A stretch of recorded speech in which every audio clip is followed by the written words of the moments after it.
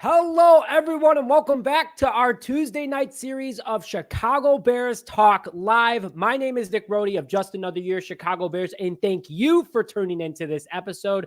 I cannot wait because I have a very special guest with us today that I'm going to bring in a minute.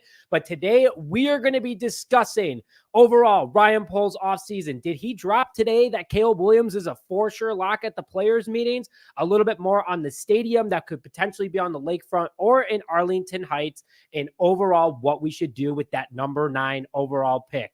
But today, I am bringing in my very good friend and special guest, Aldo Gandia from Barroom Network. Aldo, welcome to the show. Always great to be on with you, Nick, and you do great work here, and I'm excited to talk football with you for the next hour or so.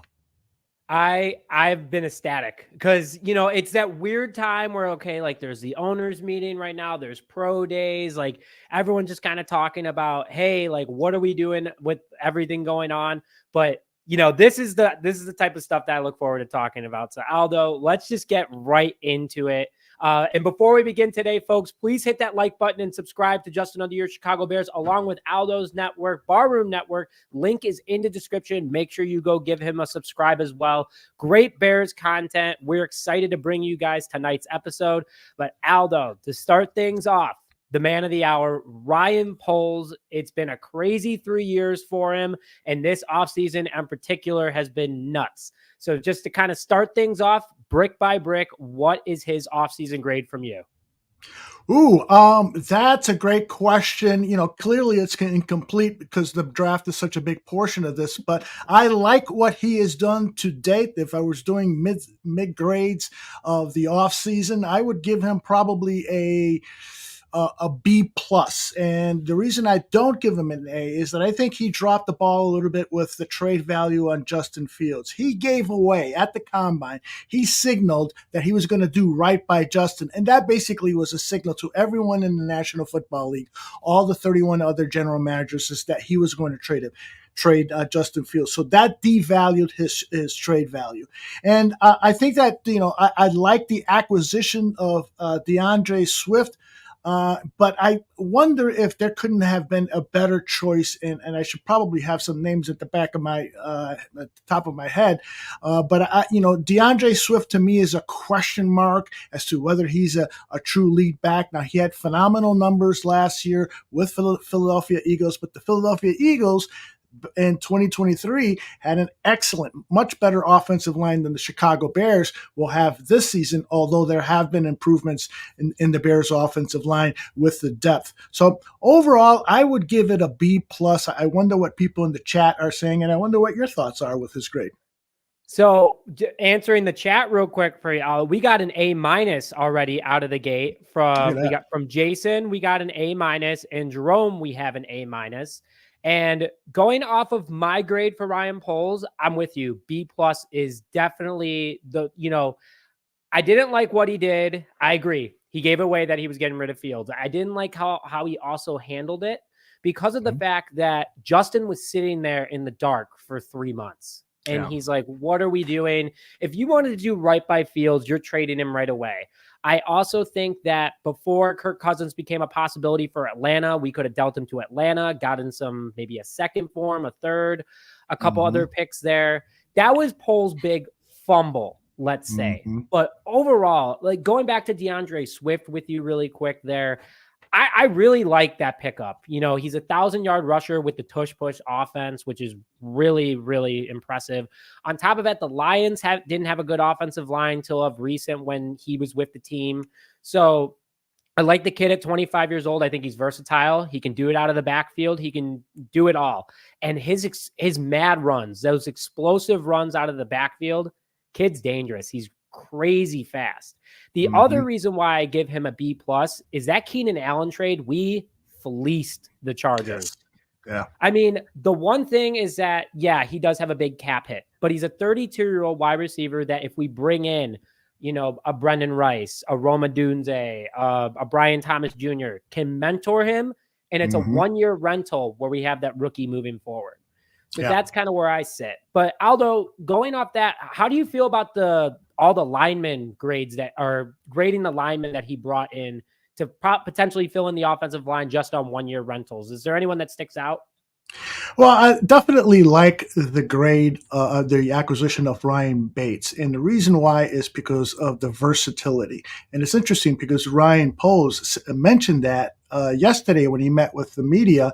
He said, one of the things that's bugged him is that they had very little opportunities to mix things up, to change things up, because the versatility on the part of linemen wasn't quite there. And so now you got Bates, who can play center and probably will be, well, I was going to say probably be the number one center, but now with the acquisition of Shelton, that doesn't look like it's going to be a lock. But Bates can play the guard. Both of our guards from 2023, Nate Davis and Tevin Jenkins, had injury issues that probably won't stop in 2024. Unfortunately, hopefully it does. But Bates can now step in and take care of the job. Shelton is a serviceable center. He's not one of the better centers in the league, that is for sure, but he knows his role. I think he's a notch above Lucas Patrick. And so is that good enough? No, but maybe that'll be addressed in the draft, or maybe that will be addressed next year when the team has a lot of draft capital. I like the Shelton pickup, to be honest with you. And, the live chat still giving a lot of A minuses, a lot of B pluses, B minuses. So guys, keep putting your grades in the live chat. Aldo and I will go through them as you guys bring them in. And also any questions. Also, Aldo, we got Don Burr in the live chat right now. So this is a big episode right now that Don Burr is here. That's right. He is, Don Burr is that nomadic Lions fan who goes from show to show to show, creating hatred. And that's one of the reasons I love him so much. There he is, Detroit versus everybody. We're all just having a good time here, guys. Like, absolutely. I appreciate everyone tuning in. Guys, keep putting your thoughts in the comment section. Mike's given an A- as well for polls. And then Cliff, thanks for tuning in, Cliff. B grade so far will be adjusted after the draft. Yep, couldn't agree more on that. The thing is with me is that, like you said, it's a better Lucas Patrick, a better Cody Whitehair. And that's all the Bears needed this past year, was better than what they provided. And shout out to, Cody Whitehair, great player for the Bears for a long time, but it was time to move on. And Lucas Patrick, great locker room guy, time to move on. 2-year rental, did what he had to do. We still have Doug Kramer on the roster. We don't know what the kid out of Illinois can do, but I really like Cedric Van Pran out of Georgia with that 3rd round pick. Is there anyone on your radar at center, Aldo? There's Bo Lemire, Limmer. I think he's out of Arkansas, and I just picked up on him probably a couple of weeks ago and been studying him. He's a tough, hard-nosed guy. He's a very intelligent player. He has played right guard and left guard, so that gives you some versatility. He may not be ready to play as a starter in his first year as a rookie, but he could be there available for that 4th and final pick that the Bears currently have. And so picking him up might be a nice developmental pick. Bo Lemire. Let me double check to see if I have here where he is from. Yeah, it is Arkansas. PFF has him as the 106th ranked player, 6'5", 370 pounds. Yeah, he's a big guy, but he's light, and that's what Poles likes in his offensive lineman. I've noticed the athletic build. I don't know if you saw, but at the Senior Bowl, he got cooked by Trevante Sweat. Oh man, he got absolutely pancaked by Trevante Sweat. But the thing what I like about him is that he can go back and say, hey, like, I feel good about this. And he recovered very well, went right up against him again. He's like, let's do it again. So I like his mentality, and I'm with you. I don't think he could be a starter this year. I mean, the only starter ready center in this draft is for sure Jackson Powers Johnson out of Oregon. Maybe Zach Frazier out of West Virginia. With the Bears have a top 30 visit with him tomorrow, which I'm super excited to hear about. Yeah. But he's a tough player. He's a good. All these guys are really good players. Like this is this is like the perfect draft for the Bears, in my opinion. Lots of centers, lots of edges, lots of wide receivers, and just overall lots of linemen and quarterback, obviously. Do Go you ahead. think? And I apologize for asking questions. It's No, just in my please. blood. But would you be upset if the Bears didn't add more draft picks and stayed where they are with just 4 picks? I would be very upset. And as a betting man, not often, but when I do, Ryan Poles is 2 for 2 trading back in Hmm. his drafts. So, Hmm. that number 9 is likely on the move. And, some people have called me crazy for saying that the number 1 is still a possibility to get moved. I mean, we don't know what Poles is going to do, but the fact that what just makes me upset is that for the number 1, if it wasn't Caleb Williams, I think obviously we wouldn't get as much, but we could get literally 2 more years of first rounders, multiple second rounders if we traded back a couple times, and then still get a decent quarterback, or Marvin Harrison Jr. or Joe Alt, which I'm super high on Joe Alt. That's my favorite player. Nothing against Braxton Jones, and I've said this. It's just that Braxton Jones is above average. He's better than left tackles we've had in the past, but he's a penalty machine. And Joe Alt, 1 sack in 3 years at Notre Dame and over 2,000 offensive snaps, 3 quarterback hurries and 1 quarterback hit. I mean, what more do you ask for in a left tackle? That's why I would want more picks. I see the 9 getting dealted, and for everyone watching, I'm dropping an episode tomorrow about potentially trading back with the Vikings. I think that we do get more draft capital. I don't see Poles not doing that, but are you feeling the same, or you think he's going to stay put? I don't know what he's going to do. I know he was asked about that, but this is the lying season. He was asked about that. He said he would feel fine with just 4 picks, and I happen to agree with him because I don't. While there is depth at certain positions, I think that when you have the 1st and 9th pick, you are almost guaranteed 2 blue chip players, and I think that's what this team needs is blue chip players. Trading down for a couple of thirds and maybe going into picking up picks in day 3 in this draft. I don't think that's that important. I think in next year's draft, which analysts are saying is going to be much more robust with talent, this year's draft, there were a lot of players who decided to go back for their senior year, who for whatever reason are not in the draft. So the talent availability, particularly for day 3, is not there. So I think you pick up these 2 blue chippers, whether it's Caleb Williams or right now, my favorite choice really almost a tie between the wide receiver Rome Odunze and Dallas Turner. But I think the need for Dallas Turner is higher than the need at wide receiver. You put Dallas Turner and his speedy pass rush skills opposite Montez Sweat. Now you've got a killer defensive line, because those 2 young players that were drafted last year are going to improve, and I'm sure that they're going to add some veteran depth now that Justin Jones has moved on. This defensive line could go from a B plus to an A plus with the drafting of Dallas Turner. And there's some other good defensive ends like Latu and so forth. But what the Bears primarily need is that speed edge rusher, and Dallas Turner is the best of them coming out. And so he has his top 30 visit later this week too. I'm a huge Dallas Turner fan because the fact is he runs a 4.46 40 time for a guy that's 6'4", 250 plus pounds. Not only that, he had 33 quarterback hurries last year. He had 14 sacks. He had 15 tackles for loss and 2 pass deflections with a 40-inch vertical. So he can drop back into cover. Like this, I mean, he is just an absolute Greek god on the field. I call him. Yeah. Like that's, and you can't miss out on talent like that. Also, the other fun fact about him, he's never missed a game. Very reliable player, doesn't get hurt. I'm with you. I'm with you, Aldo.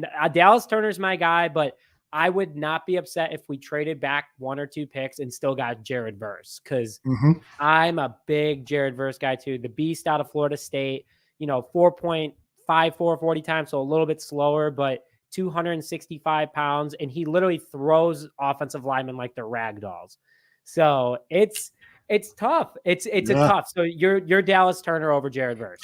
Yeah, by a bit. And Latu, I've been in love with him for several months. He's got all of the pass rush techniques, not all of them, but plenty of them because he doesn't win with with athleticism. He's probably a C plus B with his athleticism. He wins because he's smart. He studies. He's just the kind of guy you want in your locker room. So I wouldn't mind Latu opposite Sweat, but at the same time, having that speed rusher in today's NFL, when quarterbacks are getting rid of the ball under 3 seconds, 2.2 seconds, you're seeing a lot of these releases. A speed rusher can be very disruptive and really help Jalen Johnson get that magic 10 interceptions, which I know he's got his eye on. Do you think Johnson can do it this year? Yeah, I really do. I really do that. If they invest another pick in that pass rush, I do believe that they can, that Jalen Johnson can come up with 10 picks.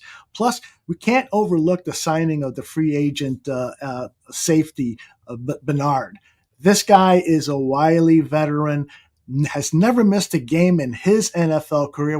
9 seasons? Never missed a practice, only to attend a family event or something like that. He's smart. He's going to take the skills that Eddie Jackson had, which is Eddie Jackson's value was mentoring the younger players in the defensive backfield, communicating. He was the quarterback of the defensive backs.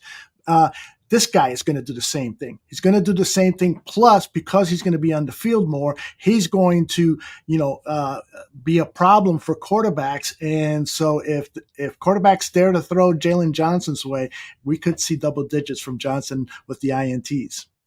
I think that was the biggest offseason signing from free agency, like bigger than DeAndre Swift, bigger than Gerald Everett, like the 2-time All-Pro, 2-time Pro Bowler, was traded from Tennessee for a reason to the Eagles, because the Eagles last season were trying to win a Super Bowl again. Mm-hmm. And he last 3 seasons, he's had over 300 tackles, averaging more than 100 tackles per season. He has 14 pass deflections in the last 3 years, but no one wants to throw to him because I'm looking at my chart right now. QBR when he's targeted is 51.2. How nice is that? Jalen Johnson has a 41.3. So you right there, you get anywhere near them, you are either having a pass deflection or you're having an interception. I mean, this secondary is going to be this secondary is set for a long time. Tyreek Stevenson, Jaquan Brisker, Kyler Gordon, Terrell Smith, Jalen Johnson, Josh Blackwell, Jalen Jones. I mean, these guys are just speedy. They're big. They're fast. I'm with you. I think that it's going to be a good year overall for just everyone involved, especially on that defense. And Aldo, we have a really good question that I want to bring up from our viewer, Phil. Do you have a sleeper pick in the 3rd round this upcoming season for the Bears? Oh boy. I see, given that I am going to bypass the receiver in the 1st round and try to acquire an edge rusher, I've been looking at these 3rd round wide receivers, and Johnny Wilson, the big, tall, 6'7", he's kind of a hybrid between tight end and wide receiver. Xavier Legette, I have seen him drop to the 3rd round in a lot of mock drafts. Ricky Pearsall, I think his work at the Senior Bowl and during the offseason, I think he's elevated into a 2nd rounder. But if he falls to the 3rd round, I mean, I would even trade up to pick up a Ricky Pearsall, because he's the kind of guy who's just going to get open over the middle. He plays hard. He's going to block hard. If I were to put him in order, I would put him number 1. But there's also some guys like Taj Washington who played at USC with Caleb. I don't think Taj is going to be a 3rd round pick. I think he's going to be a day 3 pick, but he's somebody to keep an eye on. And then, like you said, the wide receiver depth in this draft is so good. You can pick up a quality wide receiver. But my heart for Rome Odunze. Never mind. No, hey, if we can get it, I would not be mad, like you've kind of been saying, if we pick up Rome at 9. He is just a great player. I don't think he's a sleeper like Phil is asking in the 3rd round, but if Xavier Legette were to drop to the 3rd round, you have to grab that guy immediately. 6'3", 223 pounds, runs a 4.36. I mean, there's no one taking that guy down if he gets his hands on the ball. And he's, ironically, I call him Alshon Jeffrey 2.0, and he's from South Carolina. History repeats itself in good ways sometimes. And I would love if the Bears had a trio of Leggett, Allen, and Moore. I mean, that'd be crazy. And I saw Mike also commented, this is another one of my sleepers, and I'm not sure if you kept an eye on him, Aldo, but Cade Stover from Ohio State. The tight end from Ohio State. Yeah. Yep. I like Stover a lot. I wonder now with the investment in Everett, although I think that's just a 1-year contract, maybe 2-year contract, and Cole Kmet, I got a feeling they're not going to draft a tight end, given the 4, or if they add 5 or 6 picks in this draft. But if they ended up with Coach Stover, I'd be totally fine with that. This is a tight end heavy offense that Shane Waldron runs, and so to get some depth at that position, it wouldn't be a bad idea. That's the other thing that I love about my feeling of excitement for this upcoming season is what Shane Waldron can possibly do with the talent that he has. He loves to run that 12 personnel. I've seen his tight ends lined up in the backfield to the left and right of the quarterback. I mean, can you imagine what Everett and Cole Kmet can do? It's like, wow, get out of here. This could be really, really fun offense. I liked Noah Fant from Seattle as a potential guy to pick up, but we ended up going with obviously Gerald Everett, which the more you learn about him, the more you like him. I mean, the number 2 tight end in broken tackles the last 3 years, one of the best run blocking tight ends too. I mean, 6'3", 263 pounds. That's a lot of man right there. And he doesn't wear it bad either. I mean, he keeps himself in shape, really good overall player. And he's got hands like glue, a 74% catch percentage. I'm with you. The tight end game is going to be a lot of fun for the Bears. And it kind of reminds me of when, what was it? Was it Kellen Davis and it was Bennett back in 20. Martellus Bennett. That tight end group was a lot of fun to watch. They were, and Mike Ditka, it was the epitome of tight end play in the '60s for the Chicago Bears. So this town deserves to have a great inside linebackers, a la Butkus and Singletary, great running backs, a la Peyton and Sayers, and great tight ends, a la Butkus and Bennett. Bennett, of course, not quite in the league of Ditka, I should say, but we need to get Cole Kmet open more often, and that can happen with a really strong tight end room where you just, those guys are coming off the bench fresh. They're being used in exotic alignments and stuff. So, again, the sky is blue in Chicago, man. The one trade that just makes me just shake my head still is when we got rid of Greg Olsen. Him and Desmond Clark were so much fun to watch in those late 2000s Bears. And I think if we would have kept Olsen and Clark together after that 2010 season where we went to the NFC Championship, I think we would have been pretty good for a long time. But Jerry Angelo, I don't know what he was thinking. Yeah, well, and that was part of the problem with the Chicago Bears organization. You make this investment of Greg Olsen, a first-round draft pick, and then a couple of years later, you bring in an offensive coordinator who doesn't like using a tight end in pass-catching situations. He wanted a third tackle. And so we end up with Brandon or whoever it was. Malaga Lugulier. Yeah, exactly. And, Olsen goes on to have what is probably going to be a Hall of Fame career with the Carolina Panthers. What are you doing here? Things should be synchronized. We need a plan. And that was Lovie Smith's fault and the general manager, Jerry Angelo, for approving. Angelo approved Lovie's decision to bring in Mike Martz, and he shouldn't have. He should have quizzed him. How are we going to use Olsen? This is a prime investment that we have. And we got him on a cheap contract for the next couple of years. He should have quizzed him. And if Martz is hemming and hawing, then he's not the guy. Let's find somebody else. I'm still my favorite clip ever. And if I could find it really quick, I would have thrown it up. Was when Jay Cutler looked over at the sideline and everyone was like, "Hey, Mike Martz is saying this." He goes, "Tell Mike to go F himself." Exactly. He wanted him to take another 7-step drop when the guy is being murdered on the field, and he's like, "I got to get rid of this ball quickly because nobody's blocking. You tell Mike Martz." Bleep, bleep. And then no one knows the context of it unless you explain it like that. And everyone's like, "Oh, well, why is he saying that?" Like, no, there's a good reason why Jay Cutler did not like Mike Martz. Let's just put that out there. Absolutely. Yeah. Aldo, before we get into our next topic, which is going to be hitting on Caleb Williams a little bit more, we got over 300 people tuned in right now. So want to say thank you to everyone right now for tuning in. And if you haven't already, please hit the like button on this video to help get it to more Bears fans. Liking it tells YouTube, hey, Bears fans are watching this. Come watch Nick and Aldo right now. And also, please make sure you go to the link in the description to go to Aldo's channel if you haven't already and hit that subscribe button as well. But Aldo, let's get back into, we have one super chat real quick that I want to get into before we get into our next banner. If StreamYard wants to let me get to it, is we got a question or a comment in regards to that new rule about the hip tackle. And it's from Alex, kind of want Bowers to come to the Chicago Bears now that the hip drop is banned. Yeah. So what were your thoughts overall when the NFL approved that rule?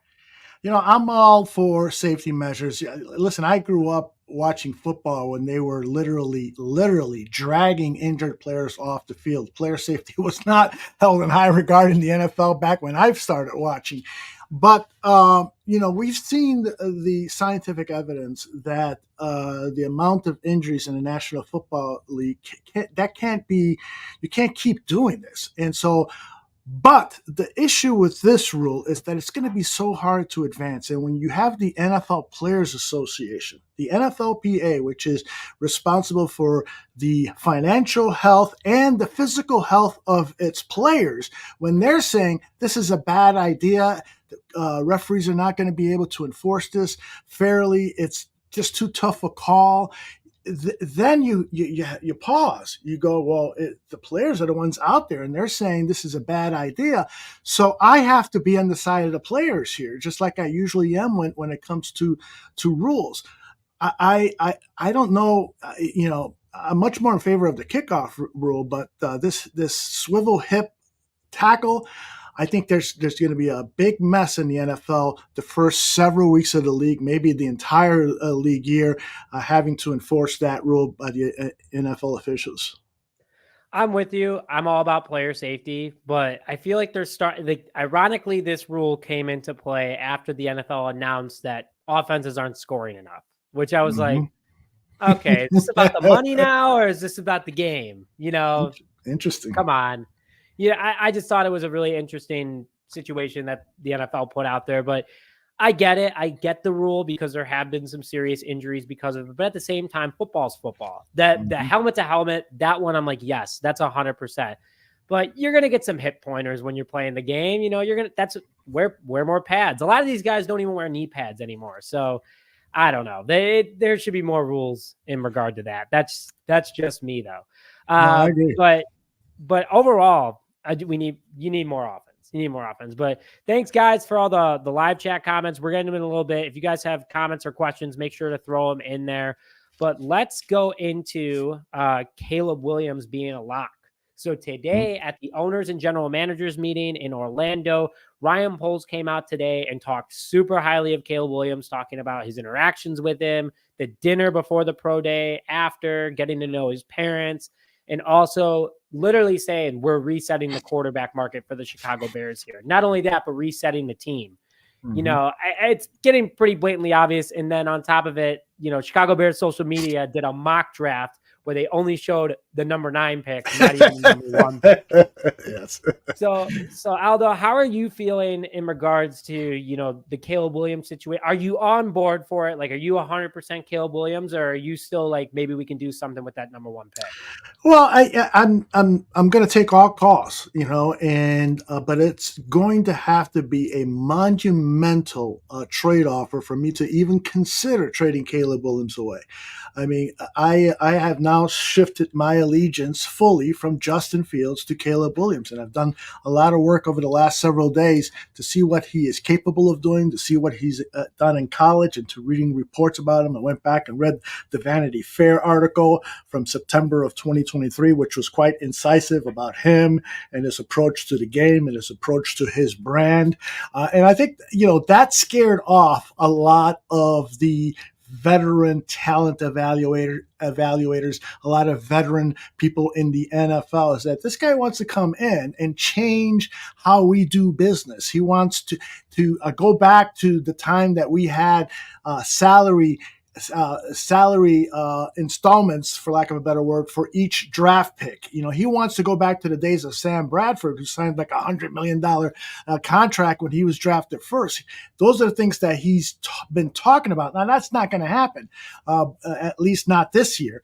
But that's scared him off. But there is no arguing the fact that this guy is a truly phenomenal athletic talent.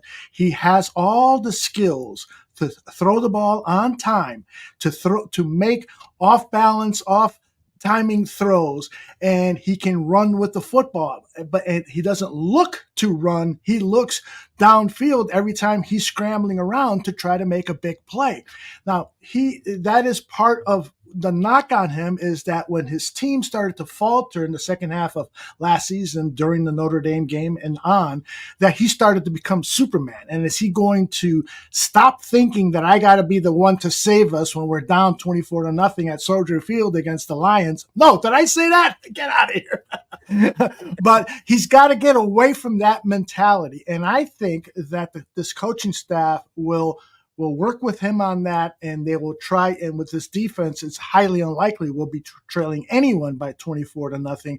So I'm very confident that the Bears will choose Caleb Williams and that he will have a very good to great NFL career. The more I watch him, the more, it's pro day, and anyone's going to have a good pro day unless you're obviously not completing passes. But the way this guy moves, the way he sees the game, and just his accuracy on every throw, whether it's deep or it's close, unmatched. And I like him. He's grown on me. A lot of my viewers that are tuning in right now, they know that I was a big Justin Fields guy, and I wanted the Bears to keep Justin Fields, give him another chance, and keep growing this team, trade back, get more assets, give Justin Fields a chance, because two offensive coordinators in 3 years, both of them being Matt Nagy and Luke Getsy, I didn't think he had a chance. But now you have Shane Waldron, who can pretty much unlock any quarterback, in my opinion. You have Caleb Williams coming in, who is a super talented player. He, like you said, run the ball, pass the ball, good vision, makes plays for himself. And we're not going to have a good offensive line this year at the moment. It's still developing. It's still getting there. It's better than years past. But Caleb Williams can make plays for himself, which is the big thing for me in regards to picking him up. And if he doesn't work out, I pray he does.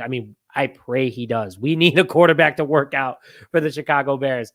I just want him to go out there and be the quarterback that he was at USC. Everyone that's like, oh, he paints his nails, he does this, he does that, whatever. Just win some ball games. I don't care at this point anymore. Yeah. But I hope he's not another Bear. He's going to break the curse. He's got to break the curse of these Bears quarterbacks. And go ahead, Aldo. I was just going to say, the criticism of him crying on his mom's shoulder and him painting his nails, that's, the implication there is that he's, the old expression was soft in the loafers or something like that.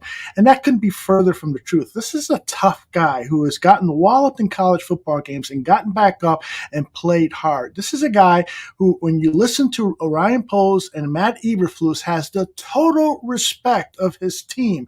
They saw during dinner time, the camaraderie that he had with his teammates. They saw it on the field during the pro day. This is, and you don't get that kind of respect if you're A, not a good person, and B, not a tough guy willing to stand in there and take hits for your team. So I think, I hope that Bears fans get off that narrative and now start to judge the guy by his actions as a Chicago Bear, because he's going to be one in about 30 days. I mean, it's what would that be? It's exactly, is it 30 days? Yeah, because 31. Yeah, Yeah, it is. 30 what's the days. countdown? 30 days till I mean, and in 30 days, at this moment in 30 days, it'll be 24 minutes away from when the Bears are on the clock in the NFL draft. Unbelievable. That is awesome. Which I'm really excited about. And Aldo, I know we've talked about it before. You're having your own draft live stream.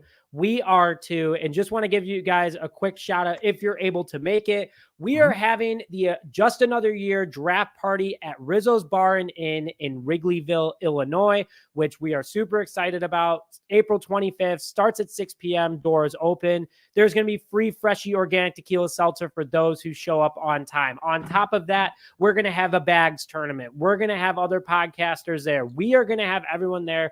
Make sure you scan the QR code on the screen right now or go to the link in the description to get your ticket today. All ticket proceeds go to College Bound Opportunities, a nonprofit in the Chicagoland area that helps first-generation college students live their college dream of going to school.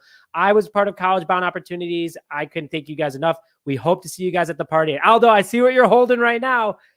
Freshie organic tequila seltzer, baby. Yes. So official sponsor of Just Another Year. How about that? let me tell you, this stuff is really good. I'm drinking the blood orange habanero. So it's got that little spicy kick to it. I love it. It's very refreshing. And there's vodka in it. So I can't go wrong. It's actually organic tequila, if you didn't know that. Oh, that's right. I'm sorry. No. This other one is tequila. No, I'm just kidding. I got my drinks confused. No worries. But guys, if you want to try Freshie, make sure you scan the QR code on the screen right now. And it's funny. So I met Aldo in person earlier in the season, and to the party we were at, I brought some Freshie for him. And Aldo, it sounds like you've been a consistent consumer of it. I am. Every time I go to a liquor store, I pick up a pack, and my daughters both love it too. So they're coming over this weekend, so I better go get some more tomorrow. There you go. Absolutely. I mean, hey, it's almost tomorrow. Tomorrow's Wednesday. Maybe I could sneak in a drink there. Why not? But overall, and also, Aldo, we do a thing on the channel in the live chat where I'm excited to see people already started doing it without me asking, but everyone throw an FGB in the group chat right now. Let's throw it up on the screen, get everybody all amped up. I love to just see it. Yep, we got everyone starting. Cliff's doing it. Mark's doing it. Keep it up, guys. I know Mike's about to do it too. And shout out to Mike. Aldo is the man. Up, here they come. Here we go. FGB. There we go. Oh, I love it. There we go. And also, guys, tell us where you're calling in from today. We got Robert from Tennessee in here right now. Oh, my goodness. This is my favorite part of the live chat right now. Just everybody is on the train. Oh, no. Don Burr got back out of timeout. There was a guy earlier in the show who was checking in from Portugal. Yeah, I saw that. We have a couple other folks that usually call in from the UK, which I'm super pumped about. Aldo, I don't know if you're trying to go to the UK game this year, but yes, my wife wants to go. I think I'm going to try to go. Yeah, that would be a blast. We'll have to get the same flight out of O'Hare. Oh, cool. we got everybody called. We got Austin, Texas, Evergreen Park. We got Foster calling in. He's in Green Bay territory, but he's representing the Bears up there. Oh, man. Let's go, guys. Bird. We got Lyle. We got everybody in the house right now. We got Skokie. Thanks, guys. There we go. Not far from us. I'm over in Des Plaines, so not far from Skokie. We got Scuba calling in right now. Everybody. Oh, we got Sarasota, Florida in the house. Milan, Illinois. West Palm Beach, Florida. Mount Prospect. Oh, man, you guys are the best. See, Bears fans are just everywhere, Aldo. They have internet in Detroit? Yeah, Don Burr, the Detroit King. He came back. He made another profile to get in here. I put him in timeout. You guys can go chat with Don in the group chat right now. This is great. We got Indianapolis in the house, Charleston, South Carolina. Oh my goodness. People from everywhere. Thank you guys for tuning in. We still got more to talk about today, so we're not done yet. Flagstaff, Arizona. All right. Keep throwing it in there, guys. We'll throw them up at the end to see who called in. But let's go into the tough conversation that a lot of Bears fans unfortunately have to deal with is, Aldo, what was your reaction to the Justin Fields trade? Well, it wasn't surprising because, again, like we said earlier, polls kind of telegraphed it. But I was saddened. I think, and I did a rant on one of my shows. I had a couple of these freshies and I got a little out of control. I'm disappointed in Bears fans who have shown Justin disrespect. Here's a guy who took incredible hits. Here's a guy, in his very first game in the preseason, he got hit by Buffalo. His helmet came off, and that just continued. And the officials didn't respect him by making justified penalties against the defense for these hits. And now the fans have started to disrespect him. I know that he had flaws in his game, but I saw improvements, and I saw a guy who wanted to be the best, who worked hard at being the best, who won over the locker room, and he won over my heart. And I wish him well in Pittsburgh. I know he's going to have a better career in Pittsburgh than he had in Chicago because he's a tough kid and he's going to fight for that starting job. And I wouldn't at all be surprised by midseason that he is starting for the Steelers and helping them get into the playoffs. I mean, so Aldo, I'm not sure if you saw my live reaction, but it was on the Saturday of St. Patrick's Day. Yeah, you're shaking your head. I definitely was a little red in the face, but as you know, I wish Justin the best too. I think that there was a lot more love than overall. I mean, there definitely were people like, I've been saying it all along. Like, I get it. Mm-hmm. He's going to do great things. He's a great quarterback, great person on and off the field. And we got to say he was a Chicago Bear. And who knows, he might get back at us someday, beating us in some big game. I hope it's not the Super Bowl by any means. Yes. But overall, I wish him nothing but the best because he brought hope to this franchise. Like he was that. I mean, a couple of years ago, this is what we're going to react to Caleb Williams like, is when we got Justin Fields, people were buying his jersey. They're like, this is the next great thing for Chicago. And the Bears honestly failed him in a lot of ways. But he also walked into a rebuild. He walked into a team coming off trying to Band-Aid together a team and then went through the rebuild. So overall, I wish him nothing but the best. And I like that Russ is in front of him, maybe can give him a couple of overall tips and tricks in order to be the quarterback that he is. But wish him nothing but the best. But let's go into a different update. An exciting update for the future of the team is the stadium update. So as a lot of people know, the Bears bought the land in Arlington Heights where the racetrack was, demolished it, paid about $93 million for it. And then Kevin Warren comes out and says, oh, we're building on the lake now. So the Bears bought 330 acres of prime real estate in one of the bigger suburbs in the Chicagoland area, 2 private airports, Metra, highways, you name it, good to go. Well, the Bears changed their plans, and now they're looking to build on the lakefront. Kevin Warren recertified that today at the meetings, talking about it, that they're excited, starting to get some renderings in place that haven't been released yet. But Aldo, what was your reaction? Did you want the Bears to move to Arlington Heights, or did you want them to stay in the city? Well, as you know, I live in Arlington Heights, and so it would have been nice to have them about 2.3 miles. I think I did the math once. That's how far I am away from the racetrack. So it would have been nice. My property values would have gone up. But if it doesn't happen, I'm fine with it being at Soldier Field as long as the getting to and out of Soldier Field is improved dramatically. As long as they're not going to put some awful looking thing like the current Soldier Field, obscuring, the lake and the view and so forth. And then listening to to Kevin Warren, it sounds to me like he is taking everyone's considerations into account, and he is going to work really, really hard to do this the right way. Now, he did use the word momentum. There's momentum headed towards building a stadium in Chicago, in downtown Chicago, in that campus area, but he didn't say it was a sure thing. And he said that he's still, I forgot the exact wording on the Arlington Heights, but that is still not dead. And so we've got to wonder, is this guy playing a high-level Jedi poker game? Because already the Arlington Heights people are terrified, and they've started to reduce the tax bill. And so it was his performance, for lack of a better word, was that geared towards really scaring Arlington Heights and saying this thing is going away. Momentum is headed towards Soldier Field. We're giving them $2 billion.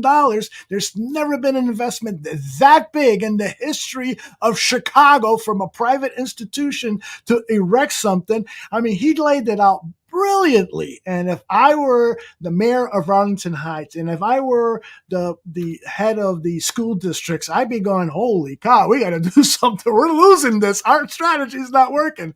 So we will see. Either way, I will be happy if we get a state-of-the-art stadium where I can enjoy my travel to the game, my experience inside, and my travel back home. That's my priorities.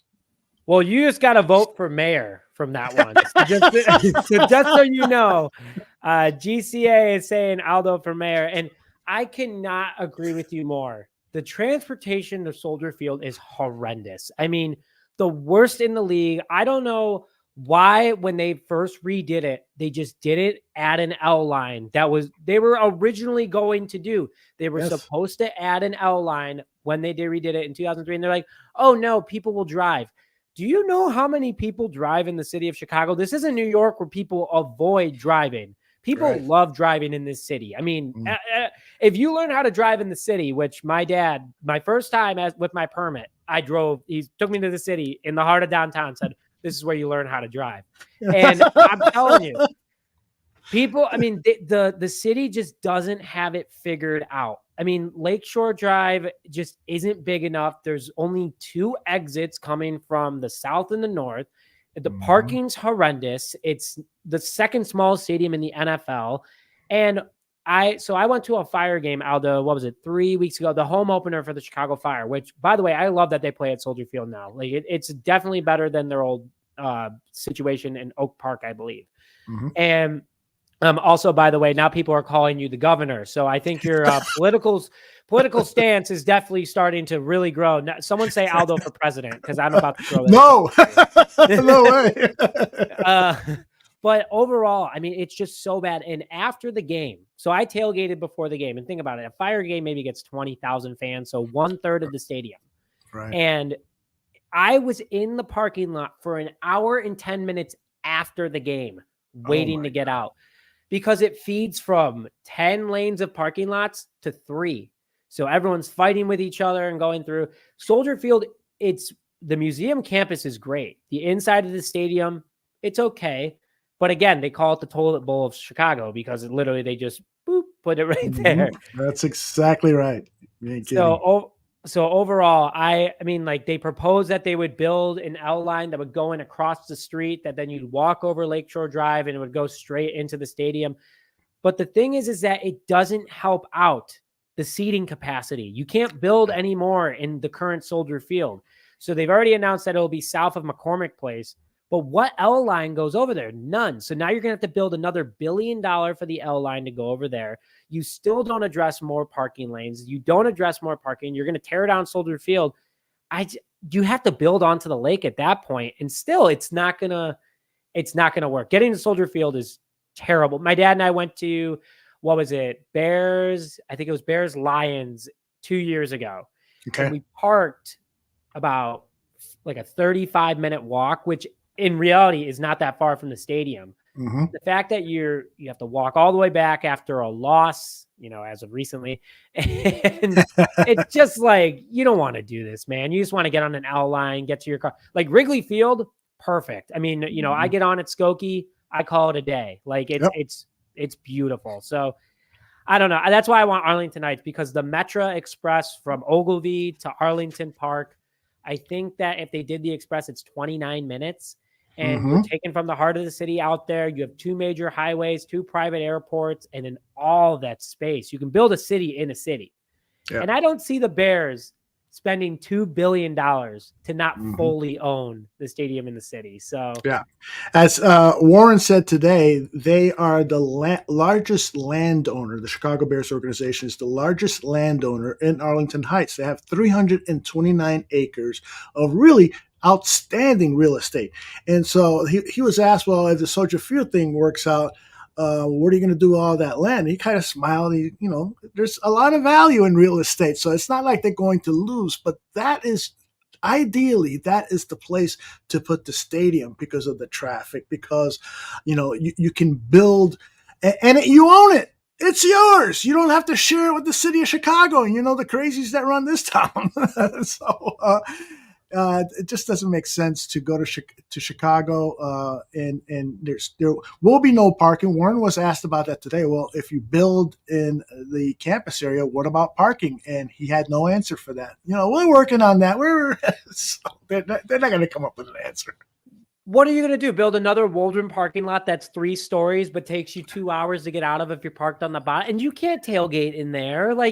No. It's just, and you got McCormick Place there. Like, it's just, it isn't a good setup. And also, by the way, Aldo, now you're being called president. So, no. During this podcast, everybody, he went from mayor of Arlington Heights to governor of Illinois, which I think I would love if Aldo was, and then now he's the president of the United States. So thank you, Aldo, for taking over.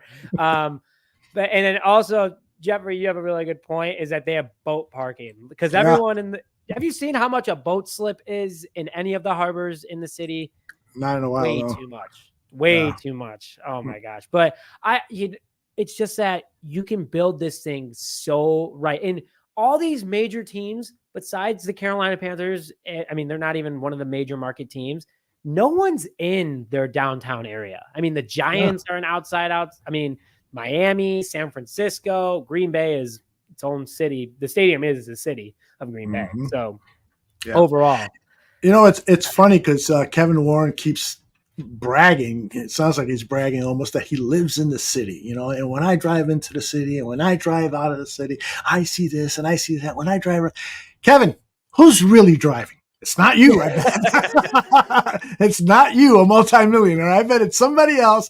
And you're, either looking at your iPad and then occasionally looking out the window. So it's a different experience for you, Kevin, than it is for people in Chicago who have to get through that traffic. And that's the other thing too, is that, these guys get sometimes police escorts. Like, if you see a couple black cars pulling out of the city with cop cars in front of it, it's and they're going north there. I will put money on it that 9 times out of 10, it's either a Bears player or it's, someone going up north that has that type of power in the city. But yeah, I don't get it. And during that article that they released about him a couple of months ago before the season ended, it showed him getting into the driver's seat of a beautiful Cadillac. I was like, is your driver taking the picture, Kevin? Come on, man. You're not driving the car. I love it. I do like what Jerome Munoz says. He says, go ahead and buy and tear down McCormick Place. I kind of agree with that. I know that is the place for big conventions, but it's so antiquated now. It's really horrible looking from the outside. And a domed stadium in that area could handle all those conventions that typically go to McCormick Place. Maybe not all of them, but a good deal. When I was back at Channel 2 working for Channel 2 News in the 1980s, there was all this talk about McPier and building a stadium in downtown Chicago and it being domed. And the people behind it were stressing there are conventions that bring in 60, 70, 80,000 people that there's no place in Chicago to house those. And Warren talked today about the NCAA tournament and concerts and so forth that this new stadium could house. Well, if you tear down McCormick, then all of a sudden you're freeing up a lot of land for parking and a state-of-the-art stadium. So that's something to consider. Oh, well, if that stadium gets a name, Lefty 13's calling it Aldo's Thunderdome. I love it. But so what I did was I just pulled up how much it has cost with all the expansions and all the overall construction for McCormick Place. Take a guess how much it's technically worth if you just do construction costs. Just take a guess. Boy, I'm going to say 1.5 billion. I don't know. Not far off. $2 billion. Wow. So I couldn't see if the Bears are willing to spend $2 billion, maybe that's them paying to tear it down and build it up. Who knows? I'm fully with you though. I mean, like McCormick Place, you go to, I mean, they moved the boat show out of McCormick Place. That was a big, that now it's out in Rosemont. Yeah. But you still have, what's it called? The auto show there, but that's the big attraction every year. And then Comic-Con, but Comic-Con actually now has been in Rosemont the last couple of years because of COVID, because they were redoing McCormick Place. I was in there not too long ago, and it still smells like pee. And yes. It's awful. It's awful. It's not. I mean, I see Cliff. The auto show is in February, so that would work out fine. That's the only place, though. That's the only thing really that's at McCormick Place, in my personal opinion. Right. But I think we're onto something here. Tear down, or at least the one building of McCormick Place that's next to Soldier Field, the black building of McCormick Place. Tear that down. Yes. Then you could, that's maybe where they build the stadium, is right there. But you're going to lose some parking because South Lot's right there. It's tough. The transportation issue is not addressed, though. That's my biggest issue. Yeah, there's tons of infrastructure issues that have not been addressed, and Kevin's got this really rosy picture about moving this to Chicago. You got the Friends of the Lakefront. That's a strong group. They stopped the George Lucas Star Wars Museum from being built in that campus area. So that's it. Opening soon in San Francisco. That was going to be a state-of-the-art museum in the lakefront. They objected to it. They raised holy hell, and Chicago lost it. So I don't think he's going to have any easier time with that strong organization. I love the museum campus. I really do. It's nice to go down and walk around. Someone said, James Joseph, I don't know if you're saying tear down the Field Museum, but I can't do. Like, that's a Chicago icon. That's a Chicago icon right there. Yeah. My favorite is looking at pictures when Grant Park was just a field and the Field Museum. You can't get rid of it. It truly is, and it's incredible to go to still. Yeah. Came back, tear down the building. It's boring. Oh, come on, James. So, and we also have some confirmation on that black building of McCormick Place. The black building is the original McCormick Place. That is so outdated. It definitely has to go. Then if you want to torture fans, build a new stadium. There you go. Well, you go inside, the lighting is, from the 60s. It's really bad fluorescent lighting. It's like you go in there, you feel sick. Yeah, it's got to go. Not just the pee smell, right? It's the fluorescent lighting. That's right. I like what the Bears are doing. This is just such a great time to be a Bears fan. New stadium inbound within the next couple of years. And Kevin Warren said that's confirmed by the end of this year. You have a new quarterback coming in. You have a top 5 defense again. You have a new offensive coordinator. You have a culture. Aldo, before we close things out, because we only got a couple minutes here, and everyone throw some comments in the comment section. I'll throw it up, maybe a question or two before we go out. But Aldo, in regards to just this feeling as a fan, and this is just me speaking, and please give your own opinion. I've never felt better about the Bears. Yeah. I really have never felt better about this team. Mm-hmm. I was in my mid-20s during the 84 season. And at the end of that season, when we lost the playoff game, I typically would cry, but I felt so confident that in 85, we were going to come back and have a stronger team. And throughout that season, the level of confidence that I had as a Bears fan was sky high. The feeling that I have now is second to that, probably second to the following year or two when I thought the Bears were going to be a dynasty, but that's another story for another day. But I feel really good about what Ryan Poles has built here. Kevin Warren talked about how disciplined Poles is, and he is. He has forsaken, other than the Chase Claypool thing, he's forsaken quick fix ideas, which is what Ryan Pace did year after year after year, and it never paid off. He is meticulously building a team from the ground up and building it for sustained success. And so that's the beautiful thing. And I'll add, I'll take your question even a little further. What makes it more exciting for me is this new era of technology where I can tune in to the Jay Show and I can listen to Nick share his opinions, where I can tune into some of my other podcasts, whether they're on my network or not. It doesn't matter. Now I'm not being force fed the same message that comes from Hallis Hall to the major TV stations. Not that I dislike them. I worked for them, so they're great. But it's the same message distilled in the same way, pretty much. And now I can get a diversity of opinion and thought and analysis from guys like you and other guys who are doing this. And I love it. I love where we are right now as an organization and a fandom.